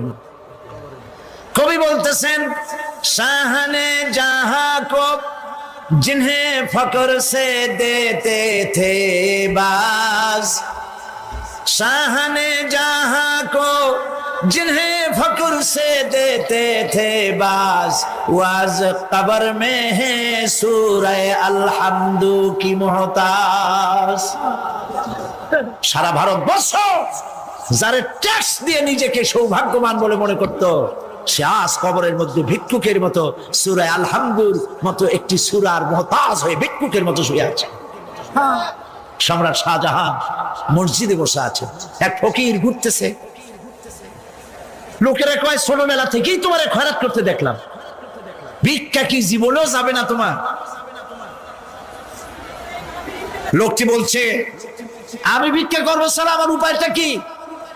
এই লোকটি আমি ভিক্ষা করা ছাড়া করবো কি? লোকেরা তো আমার 60 টাকা 50 টাকা 100 টাকা দেয় না, 4 আনা 5 আনা 1 টাকা এই আমার দেয়, এ দিয়ে আমি বড় লোক হবো কেমন? লোকটি বলছে আচ্ছা দেখো, তুমি তো জায়গা মতো যাইতে পারো নাই, বাদশার কাছে যাও, এমন দেওয়া দেবে জীবনে আর খয়রাত করা লাগবে না। তো বাদশার কাছে কি খয়রাতি যাইতে পারে কোনোদিন? হ্যাঁ এখন পারবা। কেমনে? সম্রাট শাহজাহান এখন একা একা মসজিদে আছেন। তখনকার এসব বাদশারা অনেকে নামাজি ছিলেন, দিনদার ছিলেন। ফকির দরজার কাছে দাঁড়াইয়া দেখতে পাচ্ছে কেউ নাই, দেহরক্ষীরা দূরে দূরে দাঁড়ানো। বাদশাহ মসজিদের ভেতরে বসে হাত তুলে ঝুলতেছে আর কাঁদতেছে, চোখের পানি দিয়া দাঁড়িয়ে ভিজে ভিজে পড়ছে। এই দৃশ্য অনেকক্ষণ দেখলো ফকির। কিছুক্ষণ পর সম্রাট শাহজাহান মসজিদ থেকে বেরিয়ে আসছে। ফকির বলছে আসসালামু আলাইকুম হুজুর। তিনি বললেন ওয়ালাইকুম আসসালাম, চলে গেল। বাদশা বলল আমার কাছে তো কেউ আইসা কিছু না চাইয়া তো যায় না, এর দেখলাম খয়রাতির মতো কিছু চাইলো না, বেটা ভয় করলো নাকি? হ্যাঁ আমি এদিকে আসো। আসছে। ভয় পাইছো? কয় না ভয় পাইনি। তো কিছু যে চাইলে না? ফকির বলছে জাহাপানা সত্যিই কিছু চাইতে আসছিলাম, তারপর চাইলে না কেন? ফকির বলছে জাহাপানা সারা জীবন ভিক্ষা করেছি, আর আজ দিল্লির সম্রাটের কাছে বেশি পাওয়ার লোভে এসেছিলাম, কিন্তু আপনার দশা দেখা আমার জ্ঞানের চোখ খুলে গেছে। আমি লক্ষ্য করে দেখলাম আমি সম্রাটের কাছে চাইতে এসেছি, হাত তুলি নাই, বিনয় প্রকাশ করি নাই, চোখের পানি ফেলি নাই, কিন্তু লক্ষ্য করে দেখলাম দিল্লির সম্রাট আমার চাইতেও বড় ভিক্ষুকের মতো। আবার কোন সম্রাটের কাছে হাত তুলে কান্দে? আমার জ্ঞানের চোখ খুলে গিয়েছে, আমি বুঝতে পেরেছি সম্রাট কান্দে যেই সম্রাটের কাছে, তারে ছাড়া আর কারো কাছে জীবনে চাইব না। এই কথাই সূরা ফাতিহায় প্রত্যেকদিন পড়ি, বুঝি না কি পড়ি। ইয়াকা না'বুদু ওয়া ইয়াকা নাস্তাঈন। আয় আল্লাহ, একমাত্র তোমার গোলামি করি আর তোমার কাছে সাহায্য চাই, তুমি ছাড়া কারো কাছে সাহায্য চাই না। কলিজা সাফ করুন। কোন মরা পীর, কোন জিন্দা পীর আপনার মনের আশা পুরা করতে পারবে না, পারবে না, পারবে না।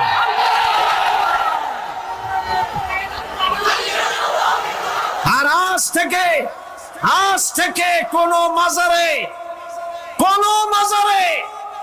টাকা দিবেন না, পয়সা দিবেন না, আগরবাতি দিবেন না, মোমবাতি দিবেন না, গোলাপ পানি দিবেন না। কারা কারা দিবেন না হাত উঁচু করে দেখা।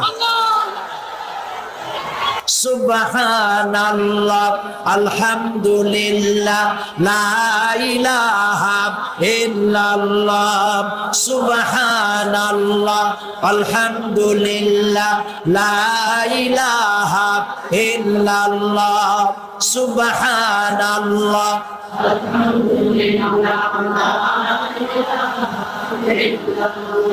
লা ইলাহা ইল্লাল্লাহু মুহাম্মাদুর রাসূলুল্লাহ।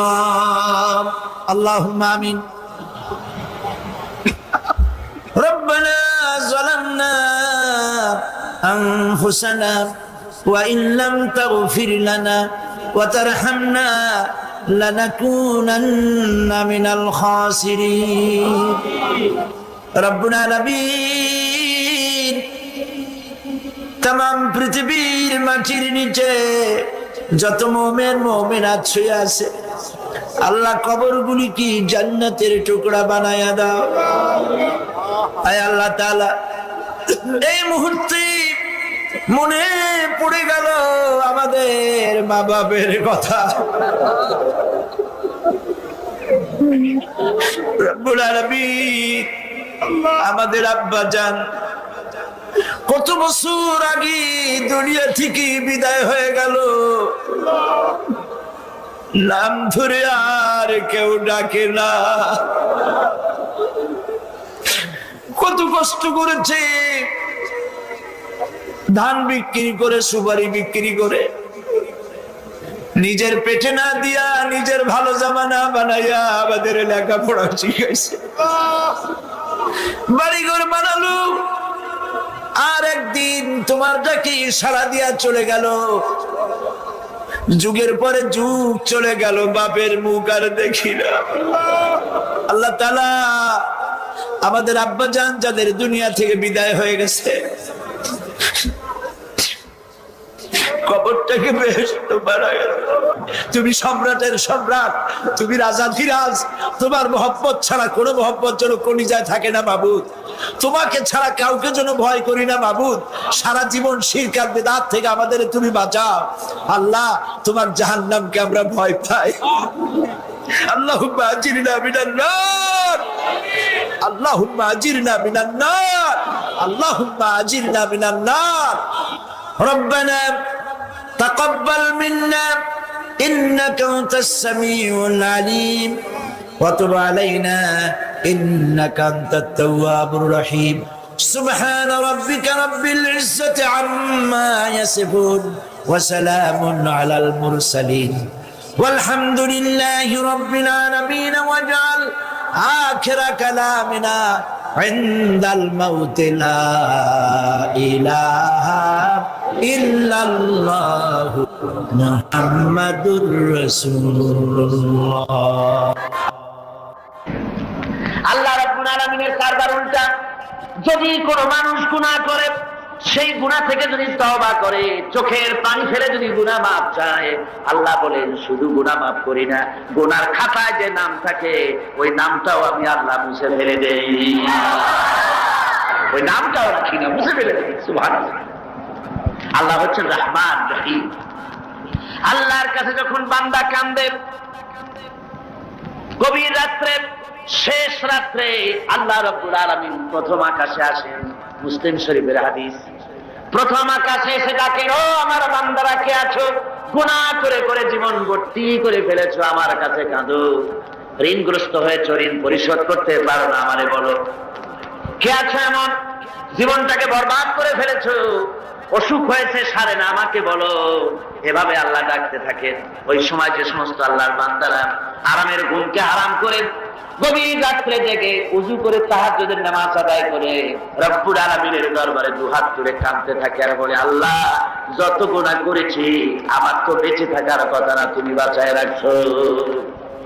হাদিস শরীফে এসেছে, আল্লাহ বলেন, ও হাবিব, যখন একটা বুড়া মানুষ আমার কাছে হাত উঠায়, দাড়ি পাকা মানুষ, একজন দাড়ি পাকা বৃদ্ধ মানুষ যখন আমার কাছে হাত উত্তোলন করেন, নবীজি বলেন ওই বুড়া মানুষটা যখন বলতে থাকে, আয় আল্লাহ রাব্বুল আলামিন, আমার এখন বয়স নাই, কামাই করতে পারি না, তাই ছেলে পেলেরা আমার চোখে দেখতে পারে না, বউর কাছে আমার কদর নাই, ছেলে পেলের কাছে আমার কদর নাই, ঘরে আমার জায়গা নাই, এখন আমি কামাই করতে পারি না, আমি এখন দাঁড়াতে পারি না, কোমর সোজা হয় না, পা চলে না, শুনতে পাই না, কান বন্ধ হয়ে গেছে, চোখে দেখি না, চোখের দর্শন শক্তিও নষ্ট হয়ে গেছে। রব্বুল আলামিন, পেছনে এত গুনাহ করেছি যে তোমার কাছে কিছু বলার মতো সাহস আমার নাই।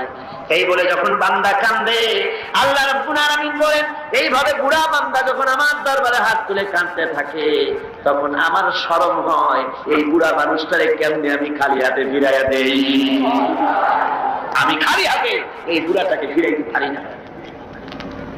মানুষ যখন এভাবে কাঁদতে থাকে, আল্লাহ রাব্বুল আলামিন ফেরেশতাদের জিজ্ঞেস করেন, ও আমার ফেরেশতারা, আমার এই বান্দাগুলা কাঁদে কেন? সব তো ঘুমায় গেছে, ওরা কাঁদে কেন? ফেরেশতা বলে, রব্বুল আলামিন, তোমার বান্দা গুনাহ করেছে, জাহান্নামের আযাব থেকে মাফ চায়। আল্লাহ জিজ্ঞেস করেন, ওরা আমার জাহান্নাম দেখছে নাকি? বলে না, দেখে নাই। ওরা আমারে দেখেছে নাকি? বলে না, দেখে নাই। আমার বেহেশত দেখেছে নাকি? বলে না, দেখে নাই। আল্লাহ বলেন, ফেরেশতারা আমার বেহেশত দেখে নাই, দোজখ দেখে নাই, আমারে দেখে নাই, শুধু আমার নবীর কথা বিশ্বাস করেছে, আমার কোরআনের কথা বিশ্বাস করে আরামের ঘুমকে হারাম করে এই গভীর রাত্রে কিভাবে কাঁদতেছে, ওদের কান্নায় আমার রহমতের দরিয়ায় জোশ মেরে গেছে। ও আমার ফেরেশতারা, তোরা সাক্ষী থেকে যা, আমার এই ক্রন্দনরত বান্দাগুলিকে আমি আল্লাহ মাফ করে দিলাম। আল্লাহ হচ্ছেন রহমান, রহিম, গফুর, গফফার। এই হিসাবে আল্লাহকে বিশ্বাস করতে হবে, তিনি আমাদের মালিক, তিনি আমাদের মনি। এই আল্লাহরে মানুষ বিশ্বাস করে না। কয়েক পাতা ইংরেজি বই পড়িয়া তারপর কয় যে সব বুঝছি। বলে কি বুঝছো? কয় দেয়ার ইজ নো গড। মাথা খারাপ কথা না, দেয়ার ইজ নো গড, আল্লাহ বলতে কেউ নেই, সব নাকি এমনি এমনি। এই যে আমাদের দেশে এক গরু পয়দা হয়েছে, আহমদ শরীফ, নাম শোনেন না আপনারা? আমরা বলেছি যে এটা তো আহমদ শরীফ না, এটার নাম হচ্ছে আহমাক। আহমাক শরীফ, শরীফ শরীফ মানে ভদ্র, আর শরীফ মানে দুষ্ট, আর আহমাক মানে বেকুব। ওর হচ্ছে বোকা, একদিকে বোকা আর একদিকে দুষ্ট। বোকা কেন? বোকা এই জন্য, বেচারা ডক্টরের ডিগ্রি করেছে, বিশ্ববিদ্যালয়ের শিক্ষক, লেখাপড়া করে, বিজ্ঞান ব্যক্তি, অথচ মালিক চেনে না। মালিক চেনে, কিন্তু আমাদের দেশে গরুতেও মালিক চেনে। গরুতে মালিক চেনে না। বিলের মধ্যে, পোলার মধ্যে রাতের বেলা যাইয়া আপনি ডাক দেন আপনার গরুরে, যেখানে থাকবো আপনার কাছে ছুটে আসবে, ঠিক কিনা? খাওয়া বাড়িতে যদি গরু তো কিছুটা ভদ্র, কুত্তা, এই কুকুর, আপনার বাড়িতে যদি শিকারী কুকুর থাকে, রাত্রিবেলায় যদি আপনার বাড়িতে আর একজন যাইয়া ওঠে আর যদি কাশি দেয়, তাহলে তাকে তাড়াইয়া নদী পার করে ছাড়বে না কর। আর আপনি কত রাত্রে যান, আওয়াজ দেওয়া লাগবে না, শুধু একটা কাশি দেবেন, কুকুর এসে আপনার পায়ে ল্যাজ গুলাবে, মুখ ঘষবে, ঠিক কিনা? হ্যাঁ, আল্লাহ কুত্তায়ও মালিক চেনে। আহমদ শরীফ এমন গরু, এমন কুকুরের চাইতে নিকৃষ্ট, মালিকরে চিনল না। জোরে কন্যা হুজুরিল্লাহ। এমন কপাল পড়া, যেই লেখাপড়া শিখতে পড়ে স্রষ্টাকে চেনা যায় না, ওই বিদ্যা 4 পয়সা মূল্য নাই। আছে মূল্য? মূল্য। আল্লাহ রাব্বুল আলামিনকে বুড়ো আঙ্গুল দেখায়, আল্লাহ আবার এগুলোর কিছু কয় টয় না। পিঁপড়ায় যদি হাতিরে দেখে কয় যে কত বড় একখান হাতি হয়েছে, এই বলে যদি পিঁপড়া হাতিরে নিন্দা মন্দ করে, হাতি কি তেড়ে আসে নাকি? পিঁপড়াকে তাড়াত করে? করেন। মানুষ তো আল্লাহর কাছে মানুষগুলো কি? কিছুই না, পিঁপড়ার চাইতেও ছোট। কিসের বড়াই মানুষের? আল্লাহ বলছেন, ওয়াল্লাহুল গানিয়্যু ওয়া আনতুমুল ফুকারা, তোমরা সব ফকিরের গোষ্ঠী আর বেনিয়াজ, বেপরোয়া কেবলমাত্র আল্লাহ সুবহানাহু ওয়া তাআলা। পড়েন সবাই, কুল হুয়াল্লাহু আহাদ আল্লাহুস সামাদ লাম ইয়ালিদ ওয়া লাম ইউলাদ ওয়া লাম ইয়াকুল লাহু কুফুয়ান আহাদ। কুল হুয়াল্লাহু আহাদ, বলুন আল্লাহ এক এবং একক, নিরঙ্কুশ, বেনিয়াস, তিনি কারো মুখাপেক্ষী নন। তাকে কেউ জন্ম দেয়নি, তিনিও কাউকে জন্ম দেন নাই। আকাশ আর জমিনে আল্লাহর সমকক্ষ কেউ নাই। জোরে বলেন সুবহানাল্লাহ। প্রচন্ড ক্ষমতার মালিক। রাতকে দিন বানাতে পারেন, সাগরকে নগর করতে পারেন, নগরকে সাগর বানায় দিতে পারেন, ফকিরকে ধরে প্রেসিডেন্ট বানায় দিতে পারেন, আবার কোটিপতিকে ভিক্ষুকে পরিণত করে দিতে পারেন। যে প্রেসিডেন্ট দেখা যায় গলা থেকে শুরু করে পা পর্যন্ত ফুলের মালা দিয়ে বোঝাই, সম্মানের কোনো অভাব নাই। আবার ফুলের মালার পরিবর্তে জুতার মালা পরাইয়া জেলখানার মধ্যে ঢুকাই দিতে পারেন আল্লাহ রাব্বুল আলামিন। পারে কিনা? জোরে কোন পারে কিনা? প্রচন্ড ক্ষমতার মালিক তিনি। সব দেখেন, সব শোনেন। অবশ্য রাতের বেলায় দেখেন না নাকি? আল্লাহ কি ঘুমায়? জোরে কোন আল্লাহ ঘুমায়? লা তাখুযুহু সিনাতুন ওয়ালা নাওম, তার কোনো ঘুম নাই, তন্দ্রাও নাই, সব তিনি দেখেন এবং শোনেন। আল্লাহর উপরে এরকম ঈমান আনতে হবে, প্রচন্ড ঈমান তার উপরে রাখতে হবে, তার রহমতের উপরে ভরসা করতে হবে এবং এই কথা মনে রাখতে হবে যে আল্লাহ রাব্বুল আলামিন তিনি কেবল আমাদেরকে রহমত করতে পারবেন না, জাত করতে পারেন। ঈমান আনতে হবে আল্লাহর উপরে। আল্লাহর উপরে ঈমান আনার অর্থই হলো আল্লাহর হুকুম মানা, আল্লাহর আইন মানা, আল্লাহর বিধান মানা, আল্লাহর শাসন মানা। এই কোরআনে কারিমে আল্লাহ যেসব কথা বলেছেন সেই কথা অনুযায়ী জীবনকে পরিচালনা করা, এটাই হলো আল্লাহর প্রতি ঈমান আনা। তো ঈমান আনার কথা যেখানে আল্লাহ বলেছেন সেখানে বলেছেন ওয়াবিলুস সালিহাত। ঈমান যেখানে, আমলে সালেহের কথা সেখানে। ঈমানের কোনো দাম নাই যদি আমলে সালেহ না থাকে, আমলে সালেহের কোনো দাম নাই যদি ঈমান না থাকে। কথা বুঝে আসতেছে আপনার? দেখুন কোরআনে কারীমের ভিতরে অন্যত্র এসেছে ইন্নাল্লাযীনা আমানু ওয়া আমিলুস সালিহাতি কানাত লাহুম জান্নাতুল ফিরদাউসি নুজুলা। নিশ্চয়ই যারা ঈমান এনেছে এবং আমলে সালেহ করেছে তাদেরকে আল্লাহ রাব্বুল আলামিন জান্নাতুল ফিরদাউস দিবেন। তো এই যে ঈমান যেখানে, আমলে সালেহ সেখানে। আমলে সালেহ না হলে, অর্থাৎ নেক কাজ, সৎ কাজ না হলে ঈমানের দাম নাই। এজন্য আমি দৃষ্টান্ত দিতে গিয়ে বলি ঈমান হলো একটা এক, ওয়ান, ওয়াহিদ, এক, একটা ফিগার। ঈমান হলো এক। আর আমলে সালেহ, নেক কাজ হলো শূন্য। নেক কাজগুলি কি? কথা বলেন না কেন? নেক কাজগুলি কি? শূন্য। এখন দাম কার বেশি, একের বেশি না শূন্যের বেশি? অনেকে বলে কয় যে না শূন্যের দাম বেশি। বলে কিরকম? কয় যে একের সামনে শূন্য বসলো তো একের দাম বেড়ে গেল, 1-10 হয়ে গেল, আর একটা শূন্য দিলে 100 হয়ে গেল, কাজে শূন্যের দাম বেশি। আমি বলি আপনার থিওরি যদি ঠিক হয় তাহলে শূন্য বসাইতে থাকেন যতদিন পারে। তো বসাইলো একক, দশক, শতক, সহস্র, অযুত, নিযুত, কোটি, লক্ষ, পদ্ম, খর্ব, মহাখর্ব, নিখর্ব, এরকম করে করে জনমের মতো শূন্য বসাই দিল। আমি বললাম আপনার এখন একের দাম, আপনার এই শূন্যের দাম তো বেশি বললেন, আমি আমার এক উঠে পকেটে ছুঁয়ে দিলাম, দেখি আপনার শূন্যের দাম কত। শূন্যের আর দাম থাকবে? কোন দাম থাকবে না। শূন্যের মূল্য হয় একের কারণে। শূন্যের মূল্য হয় কিসের কারণে? একের কারণে। এক আছে বলে শূন্যের দাম বেশি, আর যদি এক না থাকে শূন্যের কোনো দাম নাই। সুতরাং এখন ঈমান আর শূন্য হচ্ছে ভালো কাজ। ঈমান আছে, একটা ভালো কাজ করেছেন 10 হয়ে গেল, আরেকটা ভালো কাজ করলেন 100 হলো, আরেকটা ভালো কাজ করলেন 1000 হলো। এ হলো আপনার চিন্তায় 1000 হয়েছে, কিন্তু আল্লাহর খাতায় অনেক বেশি হয়ে গেছে। কত হয়েছে? অনেক বেশি। কিরকম? মানুষ যখন হযরত আদম আলাইহিস সালাম আর শয়তানকে আল্লাহ রাব্বুল আলামিন যখন পৃথিবীতে নির্বাসিত করে দিলেন, শয়তান তখন বলল যে আদমের কারণে আমার জীবন বরবাদ হয়ে গেল, আমার আমল নষ্ট হয়ে গেল, ওই আদম সন্তানকে আমি জাহান্নামের ভিতরে বেশি বেশি ঢুকাই দেব, আমি হায়াত চাই কিয়ামত পর্যন্ত। আল্লাহ হায়াত দিয়ে দিলেন।